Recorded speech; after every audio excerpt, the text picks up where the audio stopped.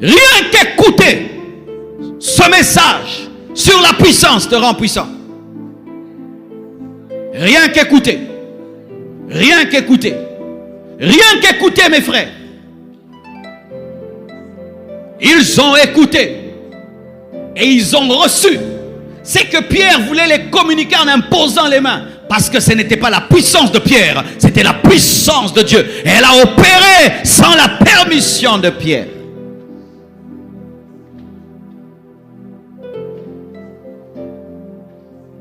La prière. Acte 2, verset 1. Le jour de la Pentecôte, ils étaient tous ensemble dans le même lieu.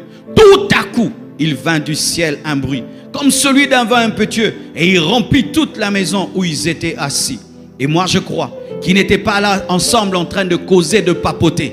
Ils étaient dans la chambre haute, en train de réclamer l'accomplissement de la promesse. Envoie l'Esprit, envoie l'Esprit, envoie l'Esprit. Un jour, envoie l'Esprit. 2 jours, envoie l'Esprit. 1 semaine, envoie l'Esprit, envoie l'Esprit, envoie l'Esprit, envoie l'Esprit, envoie l'Esprit. Ou un mois, ou un mois, ou un mois. Manifeste-toi, manifeste-toi, manifeste-toi, manifeste-toi. Père éternel, utilise-moi, utilise-moi. Je te présente mes mains, utilise mes mains pour guérir les malades. Utilise ma bouche pour sauver. Parle au travers de moi. Me voici, utilise-moi, agis. Réveille-moi de force, de ta puissance. Tu as dit, si je crois en toi, je ferai les œuvres que tu as faites et j'en ferai de plus grandes. Seigneur, accomplis ta parole. Tu es fidèle, tu ne mens pas. Sois avec moi, je vais sortir. Sois avec moi, Père Tout-Puissant. Agis, agis, agis. Tout à coup, boum! Boum! Ne te lasse pas de faire les prières que tu fais. Un jour, il y aura un tout à coup. Ne te fatigue pas de demander les choses que tu demandes. Un jour, il y aura un tout à coup. Ne te lasse pas de demander les mêmes choses. Un jour, il y aura un tout à coup. Ne te lasse pas de réclamer l'accomplissement des promesses. Un jour, il y aura un tout à coup. Tout ce que vous demanderez en priant. Tout ce que vous demanderez en priant. Dans le tout, il y a l'onction. Seigneur, donne-moi une onction extraordinaire. Dieu n'est pas fâché. Ce que tu n'as pas fait avec Élie, fais avec moi. Ce que tu n'as pas fait avec Moïse, fais avec moi. Ce que tu n'as pas fait avec Paul, fais avec moi. Ce que tu n'as pas fait avec Aïdina Bala, fais avec moi. La prière ouvre le ciel. La prière, sont les rails. Les prières sont les rails sur lesquels marche la locomotive de la puissance de Dieu. Les prières sont les rails sur lesquels marche la locomotive de la puissance de Dieu. Les prières sont les rails sur lesquels marche la locomotive de la puissance de Dieu. Priez, priez, priez, priez, priez. Priez, priez, priez.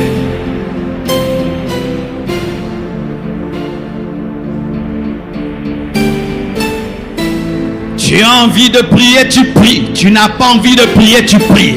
Tu as sommeil, tu pries. Tu n'as pas sommeil, tu pries. Tout va bien pour toi, tu pries. Tout va mal, tu pries. Il fait chaud, tu pries. Il y a des moustiques, tu pries. Il n'y a pas de moustiques, tu pries. C'est confortable, tu pries. C'est inconfortable, tu pries. Tu pries dehors. Tu pries dans les forêts. Tu pries sur les montagnes. Tu pries dans la chambre. Tu pries, tu pries. Tu pries, tu pries. Pourquoi? C'est la respiration spirituelle. Tu respires tout le temps. Tu dois prier tout le temps. Prier sans cesse. Prier sans cesse. Prier sans cesse.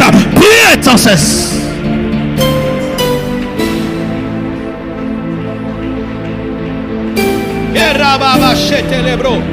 Et toi qui as la grâce de parler en d'autres langues, tu dois prier beaucoup en langue. Paul dit, je rends grâce à Dieu de ce que je prie en langue plus que vous tous.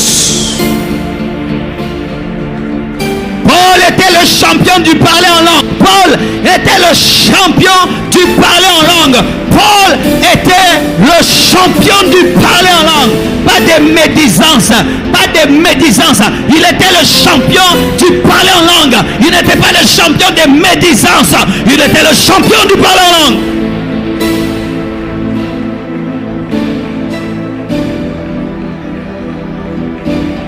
Tu vois, je te parlais de la prière, la puissance puissance de la prière est venue sur toi. Il y a la puissance dans la parole. La puissance dans la parole. La puissance dans la parole. La puissance dans la parole.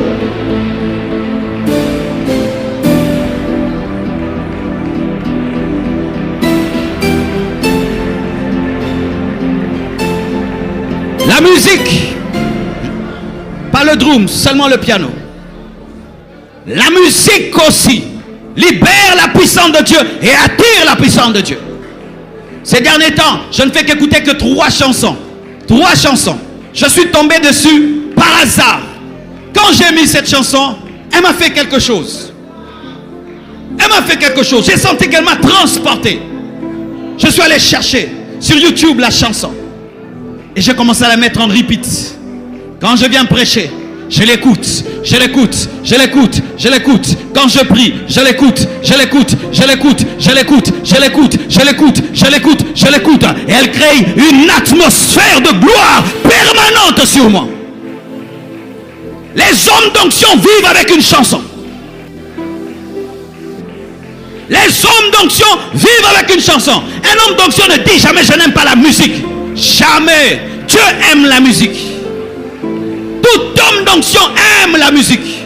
Même si tu ne sais pas chanter, tu dois aimer la musique. Si même tu chantes faux, mais tu dois aimer la musique. Tu dois aimer la musique. Tu dois aimer la musique. Les hommes d'onction vivent dans la musique.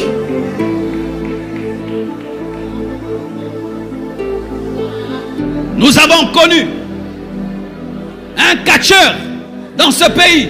Lorsqu'il veut se battre, il demandait la musique. Et la Bible nous dit, dans 2 Rois 3, 14, Élisée dit, l'Éternel des armées, dont je suis le serviteur et vivant, si je n'avais égard à Josaphat, roi de Juda, je ne ferai aucune attention à toi et je ne te regarderai pas. Maintenant, amenez-moi un joueur de harpe. Élisée demande un musicien, un joueur de harpe. Et comme le joueur de harpe jouait, la main de l'Éternel fut sur Élisée. Et il a commencé à prophétiser. Ainsi parle l'Éternel. Faites dans cette vallée des fosses et des fosses. Élisée est prophète. Il a l'onction. Mais pour couler dans le prophétique, il a besoin que quelqu'un puisse réveiller l'onction qu'il a par la musique. C'est comme l'huile. Tu peux avoir l'huile, mais l'huile n'est pas chaude. Et on ne prépare pas avec une huile froide. Il faut chauffer l'huile pour préparer les beignets. Et l'onction était sur Élisée, mais elle était froide. Elle était froide comme l'huile froide. Et il ne pouvait opérer dans le prophétique avec une onction froide. Qui a chauffé l'onction? Le joueur de la harpe. C'est pourquoi ne chantez pas pour chanter chorale. Ne chantez pas pour chanter. Ne chantez pas pour faire un spectacle à l'église. Quand vous faites un spectacle à l'église, il n'y a pas de puissance. On vous regarde seulement, c'est tout. Nous, on ne vient pas ici pour voir des spectacles de choristes. Nous, on veut que les choristes puissent chauffer l'onction.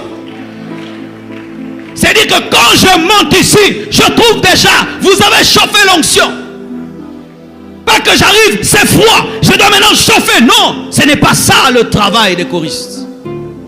Et comme vous avez peu de temps pour chanter, 30 minutes, 20 minutes, il faut aller directement vers les chansons d'onction. On ne chante pas avec un prédicateur pour chanter. On chante pour l'aider à prêcher.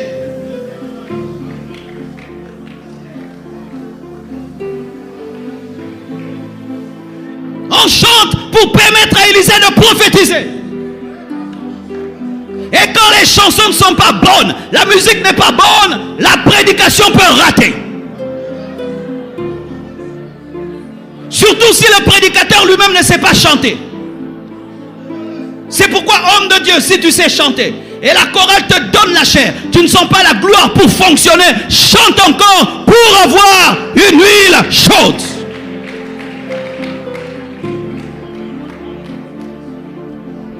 le piano qui joue, il est très important dans cette prédication. Un jour, je suis allé prêcher dans une église. J'avais tellement prêché, j'étais fatigué physiquement ce jour-là. Et dans cette église, je prêchais toujours avec énergie. Et ils attendaient que ce soit comme d'habitude. Mais ce jour-là, je n'avais aucune force. Je suis allé sur la chair. Je me suis tenu comme ça. Et j'ai dit, église, est-ce que je peux vous parler dans ma faiblesse? Et puis j'ai demandé seulement au pianiste de jouer. Il jouait, je tenais la chair. Et je parlais calmement. La gloire de Dieu est entrée dans l'église. La puissance de Dieu est entrée dans l'église. Il y avait une contradiction entre ma manière de parler et ce qui arrivait dans la foule. La harpe m'avait aidé. Quand j'ai fini de prêcher ce jour-là, je suis allé m'asseoir. Tout ce qui était derrière moi était tombé.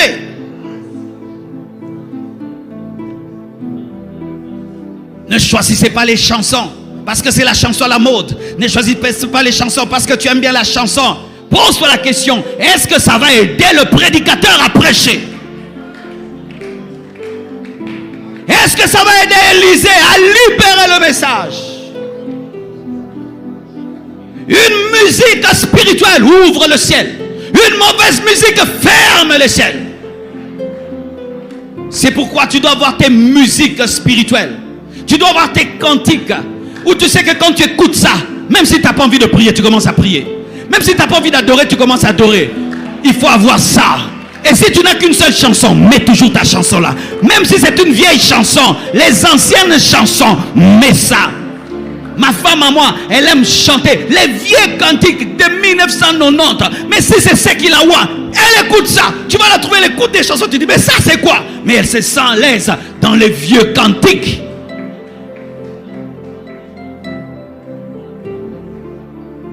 Quelle est la dernière fois que tu as écouté de la musique dans ta prière et tu étais concentré? On n'écoute pas la musique seulement que pour se réjouir. On écoute la musique pour activer la sensibilité spirituelle. Il a demandé, amenez-moi un joueur de harpe. Joue. Pendant qu'il joue, pouf, il commence à parler de la part de Dieu. C'est pourquoi les choristes devaient vivre dans la sainteté. Quand tu vis dans le péché, le prédicateur vit dans la sainteté, toi tu chantes, tu bloques.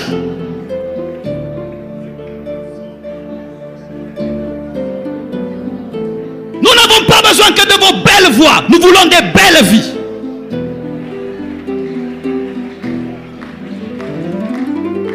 Avant de monter, chanter avant que je prêche, tu dois prier. Comme moi j'ai prié pour prêcher. On ne vient pas, on prend le micro, j'ai une belle voix, tu chantes. Est-ce que tu as prié? Est-ce que tu vis dans la sainteté? L'homme de Dieu jeûne, toi tu manges. Comment tu peux préparer le terrain d'un homme qui est en jeûne? Toi tu manges, tu manges, tu manges. J'avais un ami que Dieu utilisait puissamment dans les miracles et les prodiges. Il pouvait ouvrir les yeux des aveugles, même dans la modération. Faire marcher des paralytiques au début du culte. Mais un jour, il tient une croisade. Il prie comme ça, rien ne marche. Il prie comme ça, rien ne marche. Et puis il me dit, aujourd'hui j'ai un problème. Mon interprète est dans le péché.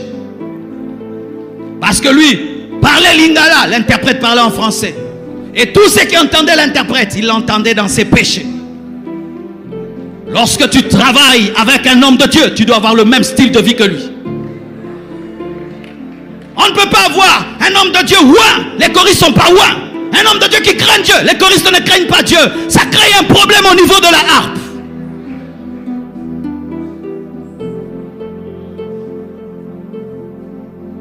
On ne chante pas pour chanter. On ne chante pas pour chanter.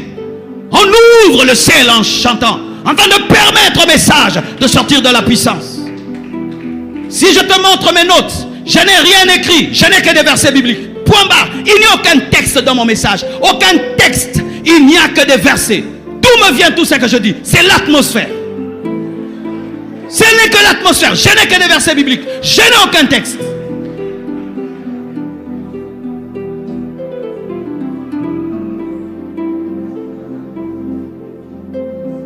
La prophétie libère l'onction. 1 Timothée 4, verset 14. Ne néglige pas le don qui est en toi et qui t'a été donné par prophétie, par prophétie, par prophétie. Un don donné par un autre don. Les dons donnent des dons. Les dons sont des multiplicateurs de dons et d'onctions. Paul dit à Timothée, ne néglige pas le don de prophétie, le don que tu as reçu par la prophétie.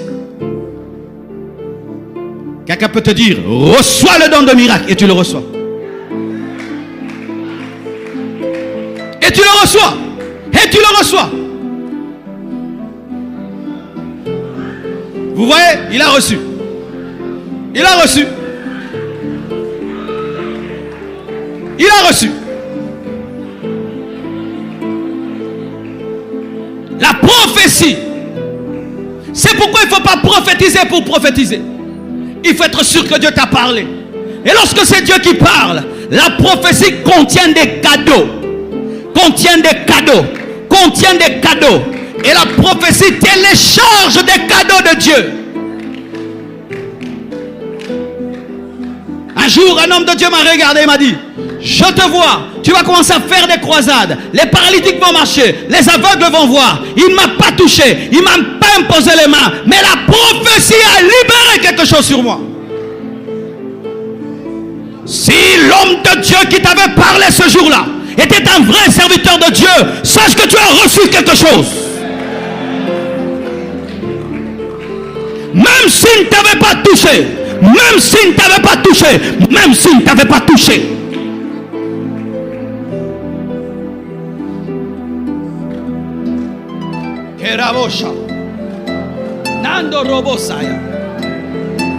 Que le Seigneur vous donne des dons de miracles et de prodiges.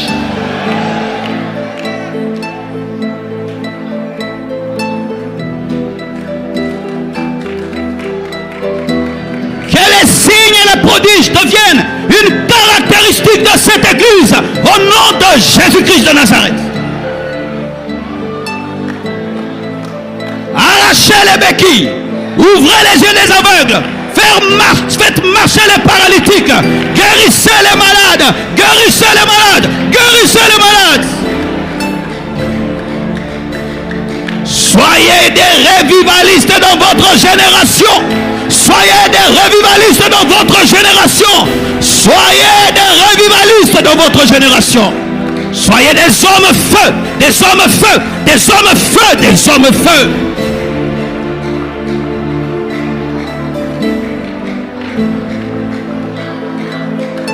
La prophétie. Prophétiser, c'est quoi? C'est parler de la part de Dieu. C'est parler par inspiration. Parler par inspiration. Parler par inspiration.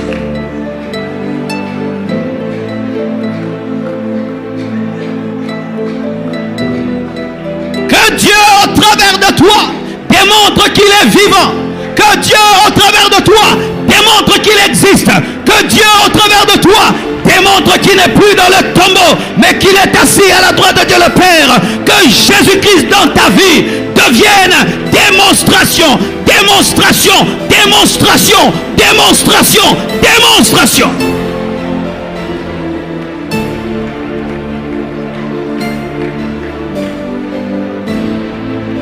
Et la prophétie peut avoir lieu dans une vision, dans un songe. Un jour, j'ai vu une vision. J'avais des diamants dans mes mains. Des diamants dans mes mains. Et un homme de Dieu me disait dans la vision, regarde Marcelo, tu as des diamants dans tes mains. Et j'ai regardé, mais j'ai des diamants dans mes mains. Les dons spirituels, même dans une vision, Dieu peut te communiquer par une prophétie dans une vision ce qu'il te donne. Et si c'est l'esprit qui l'a dit, tu l'as. Et si c'est l'esprit qui l'a dit, tu l'as. Et si c'est l'esprit qui l'a dit, tu l'as. Et si c'est l'esprit qui l'a dit, tu l'as. Et si c'est l'esprit qui l'a dit, tu l'as. J'ai tout ce que Dieu dit que j'ai. Je suis tout ce que Dieu dit que je suis.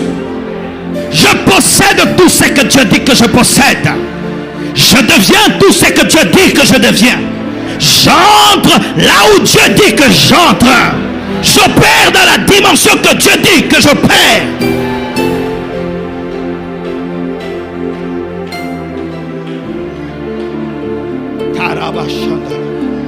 Oh! Oh, Shekadere Machandalaba.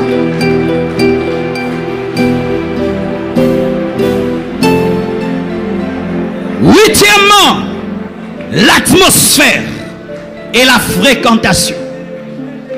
Lorsque tu es dans une atmosphère prophétique, tu prophétises. Quand tu es dans une atmosphère de prière, tu remarques, tu pries. Quand tu es dans l'atmosphère d'adoration, même si tu ne sais pas adorer, tu adores. L'atmosphère. C'est pourquoi ne fréquentez pas des églises avec des mauvaises atmosphères. Ne fréquentez pas des frères qui ont des atmosphères d'incrédulité, de doute et de péché. Il y a un homme de Dieu que j'aime fréquenter. J'aime seulement qu'il me raconte sa vie de prière. J'aime seulement qu'il me raconte comment il a prié dans son ministère. J'aime seulement écouter ça. Quand je finis de l'écouter, je dois prier. Il me raconte des fois comment il s'agenouille. Et pour qu'il dure dans la prière, il met des fils. Il fait entrer ses mains dans ces fils-là pour tenir toute la nuit. Un jour, on me raconte, il était avec quelqu'un qui dit, on est sortis ensemble. Il n'y avait plus de carburant dans la voiture. Il a dit, démarre, on va partir. Ils ont démarré une voiture sans carburant. Et ils sont arrivés à l'église. C'est quand la voiture s'est arrêtée. Il a prié toute une nuit. Il devait prêcher quelque part. Il arrive dans cette église, il prêche comme ça, tout le monde sous les bancs. Dieu l'utilise, il fait une croisade ici. Les gens tombent à des kilomètres et des kilomètres, guéris, délivrés. On les amène jusqu'à la croisade. Quand tu écoutes un tel homme, tu vas aller prier. Mais si tu écoutes un autre, et oh, les hommes de Dieu, les pasteurs ont fait ceci, tel scandale à gauche, on a arrêté tel pasteur, on a arrêté celui-là. Tu perds même la foi, tu perds même l'onction. Veillez sur le parfum spirituel de vos vies. Qu'est-ce que tu écoutes tous les jours? Tu fréquentes qui tous les jours? Il te raconte quoi? Il te dit quoi? Tu regardes quel genre de vidéo? Tu regardes quel genre de choses? Tu regardes quel genre de choses? Tu regardes des vieux vidéos de miracles, tu vas commencer à opérer dans les miracles. Tu commences seulement à lire des livres de miracles, tu vas opérer dans les miracles. Parce que c'est ton atmosphère, c'est ton environnement. Mais tu es là, et les hommes de Dieu sont tombés, les hommes de Dieu ont péché. Toi aussi tu vas pécher. Toi aussi tu vas pécher. La foi vient de ce qu'on entend. Tu entends tout le temps la chute, le scandale. Tu vas commettre un scandale. Tu seras attiré par les choses que tu entends. Je veux qu'on me parle des hommes de Dieu qui ne sont jamais tombés. Je veux qu'on me parle des hommes de Dieu qui jusqu'à leur mort ne sont pas tombés. Qu'on me parle de Spawn, qu'on me parle de Verno, qu'on me parle de ces hommes. Je veux qu'on me parle des hommes qui sont des hommes mais qui opèrent comme Dieu. Au lieu qu'on me parle des hommes qui vivent comme des démons. Un homme d'onction veille sur ses amis. Tu dois avoir des amis qui activent ton onction, pas qui éteignent ton onction. Oh, comment tu as prêché comme ça? Comment tu pries, les gens tombent? Arrête ça, tu ne seras plus mon ami. Tu ne seras plus mon ami. Oh non, tu commences à trop te donner la guérison. Tu ne seras plus mon ami. Tu ne seras plus mon ami. Dieu t'a donné une onction prophétique. Quelqu'un combat ça. Quitte-le.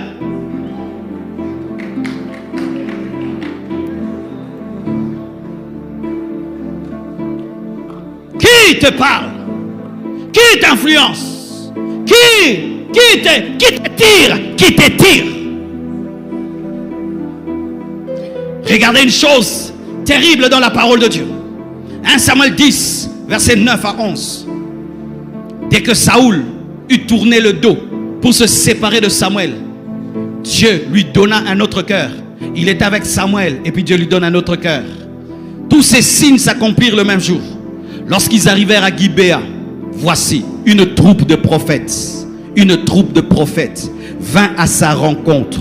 L'Esprit de Dieu le saisit et il prophétisa au milieu d'eux, mais il n'était pas prophète. La troupe de prophètes marche avec l'atmosphère de prophétie. Saoul n'était pas prophète, il était appelé à être roi.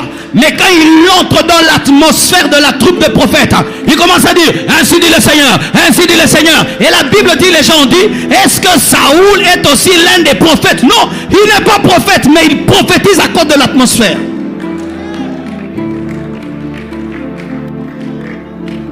Remarquez les gens qui fréquentent les riches, ils deviennent riches. Pourquoi? L'argent devient quelque chose de normal dans leur vie. Les gens qui fréquentent des personnes excellentes deviennent excellentes. Il a prophétisé sans être prophète. Pourquoi? L'atmosphère. Lorsque Dieu a voulu prendre de l'esprit qui était sur Moïse et le répandre sur les 70 anciens, il a dit quoi? Attire-les vers la tente d'assignation, qu'ils quittent leur maison, qu'ils changent d'atmosphère, qu'ils viennent vers la Shekinah. Et Dieu prend de l'esprit qui est sur Moïse, il le répand sur les 70, mais ils devaient quitter leur maison, venir vers la Shekinah. L'atmosphère spirituelle se contamine.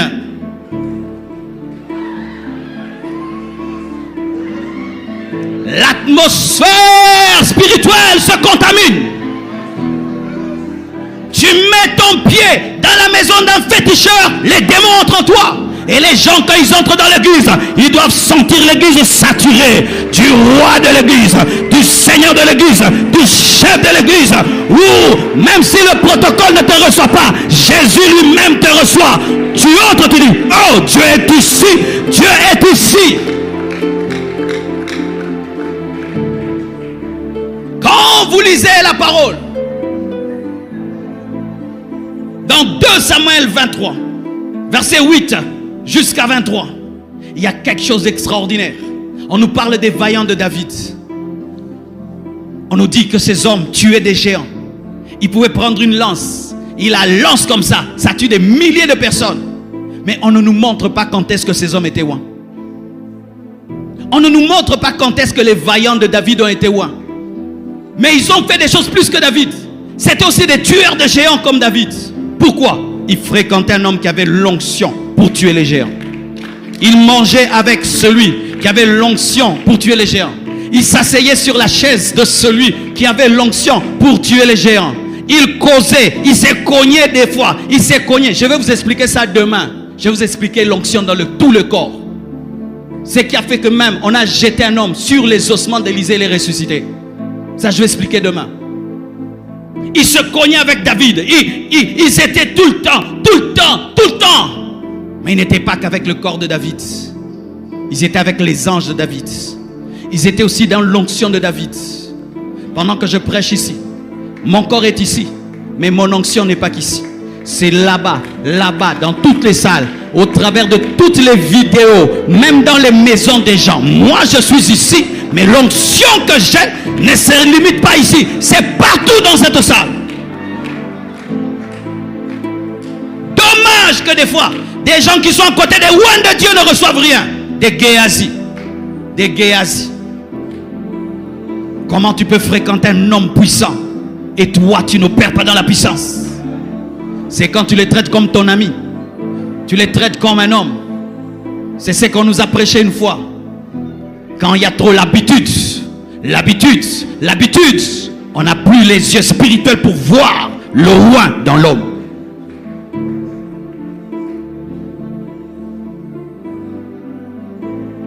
Le jour qu'on est allé enterrer Heidi Nabala, des gens ont touché seulement le cercueil, ont été guéris.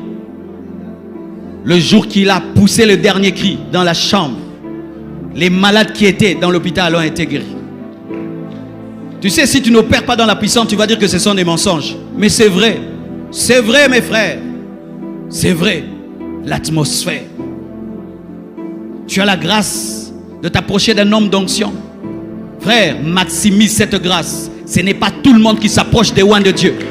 Ce n'est pas tout le monde qui s'approche des oins de Dieu. Ce n'est pas tout le monde qui s'approche des oins de Dieu. Je suis passé par des moments difficiles un temps dans mon ministère. J'ai failli même arrêter. J'étais au bout. Déçu par les hommes. Découragé par la méchanceté des cœurs. Tu te donnes, tu sers Dieu de tout ton cœur. Tu entends les mêmes personnes pour lesquelles tu te sacrifies te critiquer. Et j'étais déçu. Je voulais arrêter de servir Dieu. Et un jour, je vois une vision. Un homme de Dieu entre seulement là où j'étais en train de modérer. Il avait une démarche particulière. Et puis je m'approche de lui. Il prie pour moi, je tombe. Et mon ministère redémarre. Je vais à l'école biblique. Je modère. Et je vois la même personne que j'ai vue dans la vision entrer. Et j'ai dit aujourd'hui, c'est mon jour. C'est le jour de ma restauration. Mais je pensais qu'entrer en contact d'un ouin, c'était facile. Ce n'est pas toujours facile.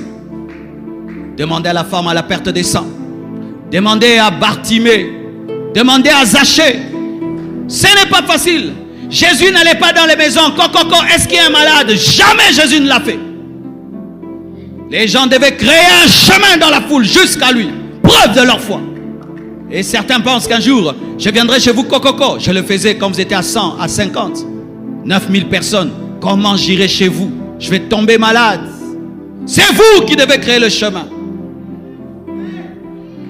Et cet homme enseigne, il prêche. Et j'attends l'accomplissement de la vision.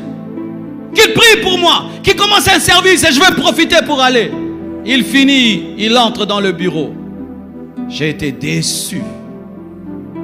Mais Dieu ne m'avait pas dit dans la vision qu'il y avait la part de foi que je devais manifester. La part de respect et d'honneur envers l'onction de cet homme. Et puis je vais chercher. Mon ami qui parlait anglais, je le dis. J'aimerais que l'homme de Dieu, Roger Outman, c'est ça, il est déjà décédé, prie pour moi. Et il a refusé. Et il a dit qu'il ne me connaissait pas. Et que lui ne prie pas comme ça pour des gens qu'il ne connaissait pas. Mais il n'a pas tort non plus. Parce que quand Dieu t'utilise à un certain niveau, tu vas donner une onction comme ça à un voyou, un cupide qui va faire des bêtises avec. C'est pourquoi la Bible dit n'impose pas les mains avec précipitation.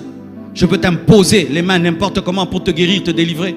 Mais quand il s'agit de te consacrer dans le ministère, je dois te connaître. Je dois savoir qui tu es. Parce qu'on ne consacre pas dans le ministère n'importe qui. Je dois te connaître. Et il a refusé. J'ai failli être pris de l'orgueil. Et dire, qu'il laisse tomber. J'irai jeûner, prier. Dieu m'a dit, non. Tu as jeûné, ça n'a pas marché. Tu as prié, ça n'a pas marché. Un caterpillar a besoin d'un autre caterpillar pour sortir de la boue. Lorsqu'un gros camion est embourbé, c'est un autre gros camion qui vient le faire sortir. Ton cœur est touché. Tu as besoin d'une résurrection. Et l'onction pour ça est sur cet homme. Humilie-toi. Il y a des gens qui sont orgueilleux même devant les gens que Dieu doit utiliser pour leur résurrection. Des gens qui sont orgueilleux même devant des gens que Dieu doit utiliser pour impacter leur vie. Quel orgueil mal placé. Et je reste là. Et je dis à mon ami, je dis, s'il ne prie pas pour moi, je ne bougerai pas d'ici. Et il m'a regardé. Et je vais vous parler aussi du regard demain. Il m'a regardé. Et il a pu lire dans mon cœur que j'étais au bout, que j'étais vraiment sérieux, que je ne venais pas jouer ou pour le déranger. Parce qu'il y a des gens qui nous dérangent. Qui nous dérangent seulement. Prie pour moi, prie pour moi, prie pour moi. Non! Ne t'habitue pas. Tu risques de ne rien recevoir. Partout, prie pour moi, ne faites pas ça. Quand tu fais trop une chose, le jour que tu l'as fait pour la faire, tu ne reçois rien parce que tu l'as trop fait. Partout, prie. Non, il faut avoir une révélation. Ne tombez pas dans les habitudes de donner vos têtes. Ne tombez pas dans les habitudes de donner vos têtes. Non. Tu vas donner ta tête à n'importe qui. Et même, tu peux donner ta tête à un homme de Dieu, mais ce n'est pas le jour pour que lui libère la puissance sur toi. Et il m'a regardé. Et je suis sûr que l'Esprit lui avait dit, prie pour lui. Il a seulement tendu ses mains. Et il m'a dit de toucher. J'ai seulement effleuré sa main. Je suis tombé, boum. Et il est parti. Quand je me suis relevé jusqu'aujourd'hui. L'atmosphère.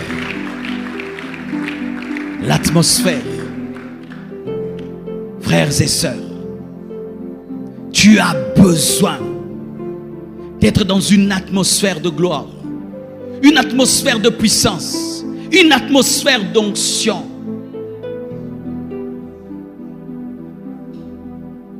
Je n'aime pas prier dans une église dans laquelle je ne sens pas la présence de Dieu. Ça peut être beau, climatisé, tout. Mais si quand je ferme mes yeux, je ne me sens pas dans ma chambre, je n'aime pas ça. J'ai besoin de sentir que papa est là. J'ai besoin de sentir que papa est là.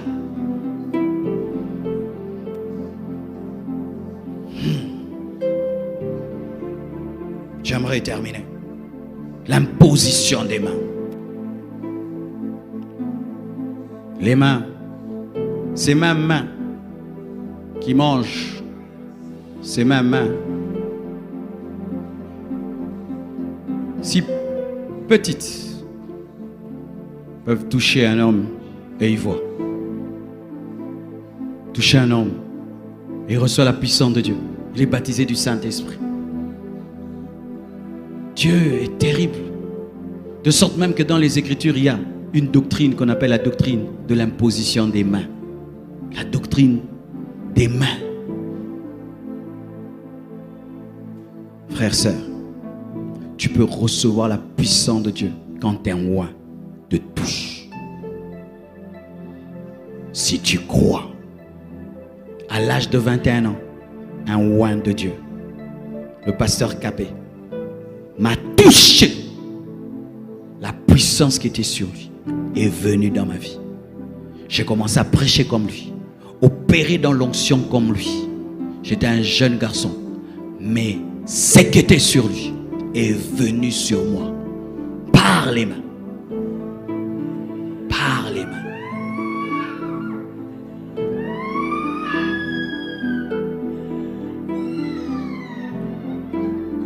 Hébreux 9, verset 1.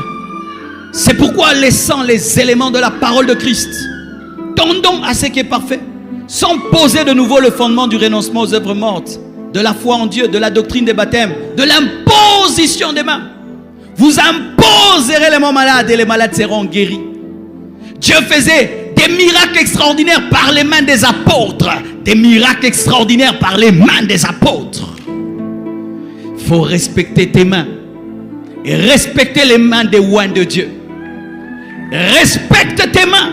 Et respecte les mains des oints de Dieu. C'est pourquoi un homme de Dieu ne peut pas être dans la masturbation. Vous qui êtes dans la masturbation, c'est une profanation. La masturbation, c'est un péché opposé à la doctrine de l'imposition des mains. La masturbation, c'est l'un des plus grands ennemis de l'imposition des mains. Tes mains se souillent par la masturbation. Comment tu vas guérir les malades? Beaucoup de jeunes chrétiens se masturbent. Et le diable vous dit, c'est pour que tu ne pêches pas avec quelqu'un d'autre. Tu pêches avec toi-même. Tu te souilles avec ta propre main.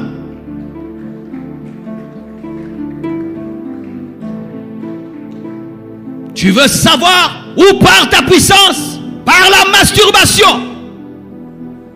Tu veux savoir qu'est-ce qui t'empêche d'être surnaturel? La masturbation. Tu veux savoir qu'est-ce qui te vide quand Dieu te remplit? La masturbation.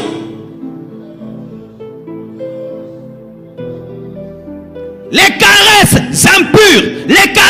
impures, tu touches les femmes qui ne sont pas ta femme. Les caresses impures salissent les mains. Tu ne peux pas opérer dans la puissance en touchant les femmes de manière impure. Tu ne peux pas opérer dans la puissance en te masturbant. Garçon, fille, car les filles aussi se masturbent. Les filles aussi se masturbent. Les filles aussi touchent mal les hommes.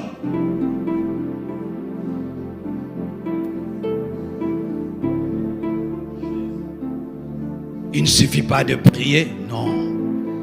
Il ne suffit pas seulement de jeûner, non. Les mains. La Bible dit, nous devons élever les mains pures. Dieu attend que quand tu lèves, il ne voit pas de souillure dans ta main. Il ne voit pas de saleté dans ta main. C'est pourquoi même un homme d'onction, la manière dont il impose les mains, ça doit être dans la pureté. Tu ne peux pas toucher des parties bizarres des femmes, non, ou des hommes, comme je vois certains qui imposent en désordre, non. On ne touche pas n'importe où. Quand on impose les mains, on ne touche pas n'importe où. Tu n'as pas besoin toujours de toucher une partie du corps pour qu'il y ait guérison. Tu peux toucher la tête et la jambe est guérie. Tu n'es pas obligé de toucher le ventre d'une femme pour que son ventre soit guéri.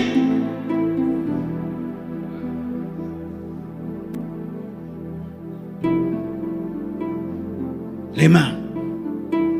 Quand tu veilles sur tes mains, aucun dollar que tu touches n'est un dollar volé. Aucun bien que tu touches n'est un bien volé. Tu ne frappes pas les gens. Tu ne violentes pas les gens avec tes mains. Tu ne voles pas. Tu ne te masturbes pas. Tu n'es pas dans des caresses impures. Tes mains sont pures. Et quand la puissance de Dieu veut couler au travers de tes mains, c'est débouché. C'est débouché. Le péché bouche. La puissance de Dieu. Et tes mains sont comme des robinets fermés. Rien ne coule.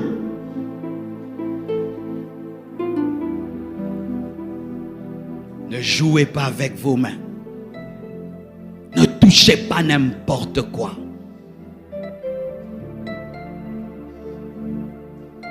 Tu prends de l'alcool, tu touches.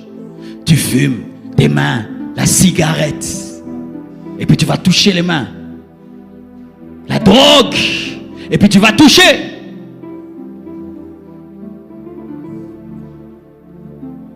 C'est pourquoi lorsque tu prépares un service de puissance, prépare aussi tes mains. Prépare tes mains. Prépare tes mains. Je vais terminer avec ceci. La loyauté, l'amour, le respect, l'honneur, l'humilité. 2 Rois 2, versets 9 à 15. Lorsqu'ils eurent passé, Élie dit à Élisée, demande ce que tu veux, que je fasse pour toi, avant que je ne sois enlevé d'avec toi. Élisée répondit, qu'il y ait sur moi, je te prie, une double portion de ton esprit. Élie dit, tu demandes une chose difficile, mais si tu me vois pendant que je serai enlevé d'avec toi, cela t'arrivera ainsi. Sinon, cela n'arrivera pas. Comme il continua à marcher en parlant, voici un char de feu et des chevaux de feu les séparèrent l'un de l'autre. Et Élie monta au ciel dans un tourbillon. Élisée regardait et criait, mon père, char d'Israël et sa cavalerie. Et il ne le vit plus. Saisissant alors ses vêtements, il les déchira en 2 morceaux. Et il releva le manteau qu'Élie avait laissé tomber.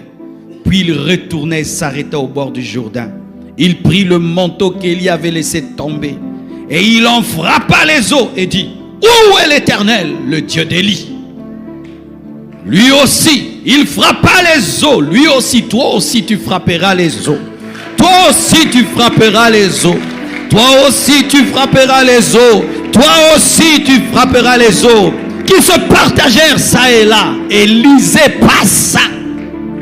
Les fils des prophètes qui étaient à Jéricho, vis-à-vis, l'ayant vu dire, l'esprit d'Élie repose sur Élisée. Et ils allèrent à sa rencontre et se prosternèrent contre terre devant lui.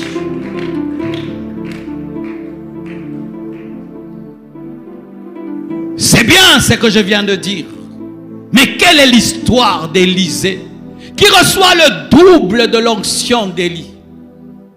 Il commence son ministère là où Élie a fini son ministère. Le point 10 d'Élie, c'est le point 0 d'Élisée. Comment un homme peut recevoir une telle onction? Comment un homme peut recevoir une telle onction? Le secret dans l'histoire, il a servi Élie. Des fois, les gens veulent l'onction d'un homme de Dieu sans le servir. Ça ne marche pas comme ça. On ne chipe pas l'onction. Il a servi. Il a servi. C'était un fils de riche. Quand vous lisez l'histoire, Élisée est un fils de riche. Il s'occupait des bœufs de son père. Et en ce temps-là, c'était de la richesse. L'appel de Dieu vient sur lui alors qu'il s'occupe des affaires de son père. C'était un fils de bourgeois. Mais il va servir un homme qui se vêtit des habits de peau d'animaux. Il est au service de cet homme. Il verse de l'eau dans ses mains. Et il envoie, va à droite, il va à droite. Va à gauche, il va à gauche. Il oublie son rang social. La détermination. Lorsqu'Élie veut partir, Élie lui dit, reste ici. Il dit, l'Éternel est vivant, ton âme est vivante, je ne t'abandonnerai pas. L'attachement, l'amour. Quand tu aimes beaucoup un oint de Dieu, son onction t'aimera. Quand tu le combats, tu le critiques, tu le blesses, son onction te quittera. Regardez Géasi, au lieu de recevoir l'onction, il a reçu la lèpre. Et il dit, je ne m'en irai pas. Reste, je ne m'en irai pas. Reste, je m'en irai pas. Les gens lui annoncent même, ton maître va partir. Il aimait Élie. Élie était dur, c'était un homme dur. Quelle que soit sa dureté, il était là comme Pierre. Jésus leur a dit, vous ne partez pas. Et il dit, où irons-nous? Car c'est auprès de toi que se trouvent les paroles de la vie. Même si tu es dur, même si des fois on ne te comprend pas, même si des fois tu es bizarre, mais on ne te quittera pas. Frère, j'ai reçu des onctions au travers des hommes de Dieu qui ne me connaissent pas. Mais je vous dis, je les aime à un niveau. Et j'ai toujours dit à ma femme, tu vois tel, il commence à vieillir. Le jour qu'il mourra, je vais prendre un avion. J'irai là-bas. Je n'ai pas besoin que son église me connaisse. J'ai beaucoup reçu de cet homme.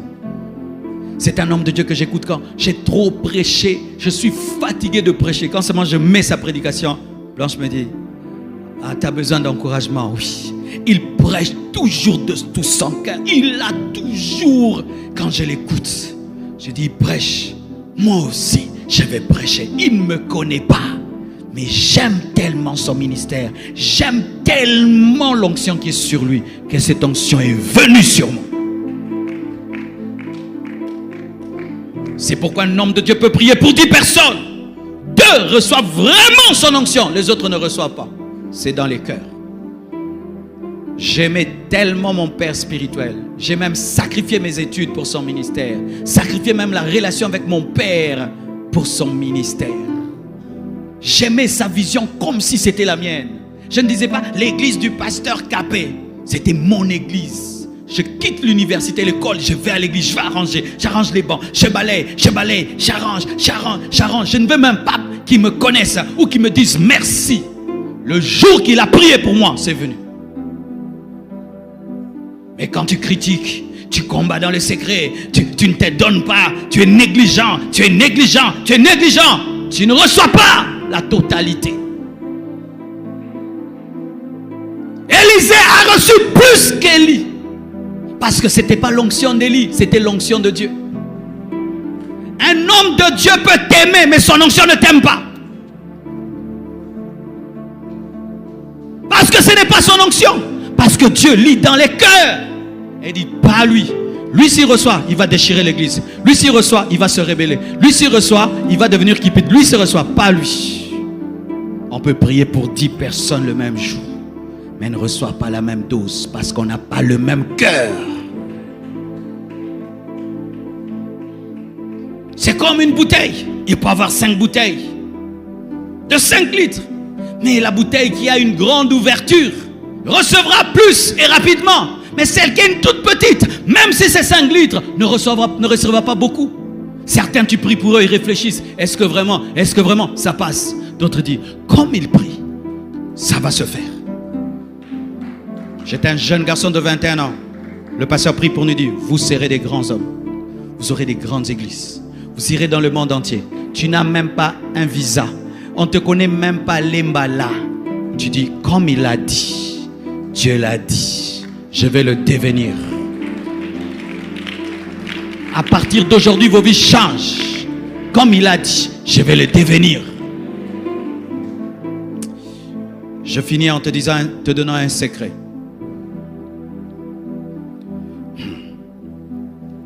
Voici. Tu sais, quand tu recherches une chose, tu peux tomber dans le piège de ne vivre que pour l'attendre. Et au-dedans de toi en soi, tu n'attends jamais à la recevoir. Mais tu crées comme une religion de chercher la chose. Et des fois, c'est pareil à la puissance de Dieu. L'onction de ta destinée. Il y a des gens qui la cherchent et qui n'aimeraient pas la trouver, afin de toujours la chercher. Ils n'arrivent jamais à croire et dire c'est maintenant. C'est maintenant. Et de dire maintenant j'y vais. Je commence à faire les œuvres de Dieu. C'est bien d'aspirer, mais c'est bien aussi de croire qu'on reçoit et de commencer à opérer comme un homme qui a reçu. J'aimerais te présenter le père spirituel de Paul. Frère, acte 9, verset 17. Ananias sortit. Et lorsqu'il fut arrivé dans la maison, il imposa les mains à Saul en disant, Saul, Saul, mon frère, le Seigneur Jésus qui t'est apparu sur le chemin par lequel tu venais, m'a envoyé pour te réouvrir, que tu recouvres la vue et que tu sois rempli du Saint-Esprit.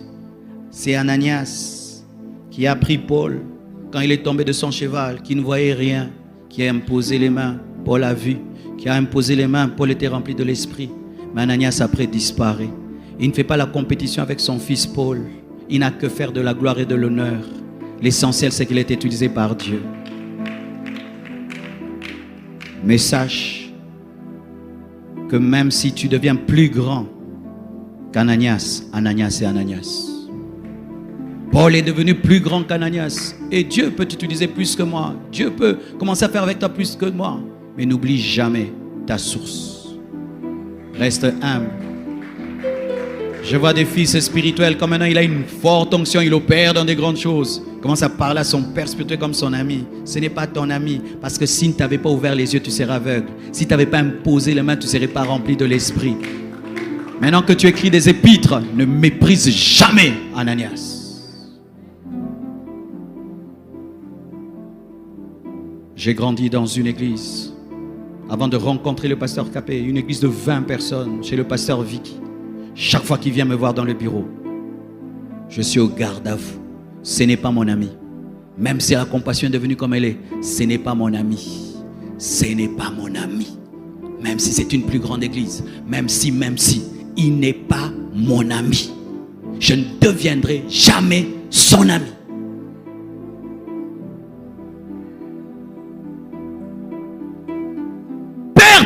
Char d'Israël et sa cavalerie. Il n'a pas dit ami, char d'Israël et sa cavalerie. On ne reçoit pas l'onction des amis. Même si c'est ton ami, tu dois le considérer comme un père dans cette dimension pour qu'il y ait transfert. Oh pote, prie pour moi, j'aimerais recevoir ton don. Pote, tu ne l'auras pas. Tu dois t'humilier. Si tu me vois pendant que je monte, tu dois être concentré. Les fils distraits ne reçoivent pas l'onction de leur père spirituel. Distrait. Pendant qu'on prêche, il est distrait. Pendant qu'on prêche, il se promène. C'est pourquoi j'aime pas des fils spirituels qui sont dans les bureaux pendant que je prêche. Si tu écoutais la parole au premier culte, ok. Mais si c'est l'heure de la parole, personne au bureau. Tu n'es pas venu ici pour être au bureau. Tu es venu pour être enseigné.